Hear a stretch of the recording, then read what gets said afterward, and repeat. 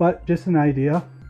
Now down here along the Achilles tendon area, you can take your thumb and your index finger as support, and you can just use your thumb and do little half circles here and just apply that nice and moderately to work this area.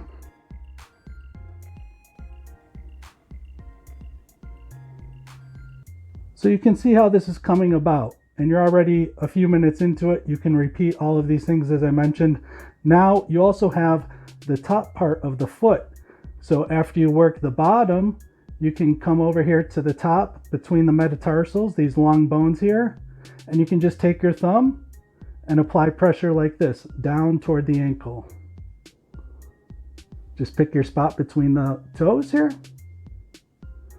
down toward the ankle. Right? Some more relaxation.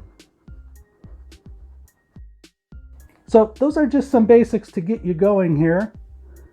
It really just takes a willingness to serve other people, some basic supplies, a little bit of time, and you've got yourself a nice little basic foot massage.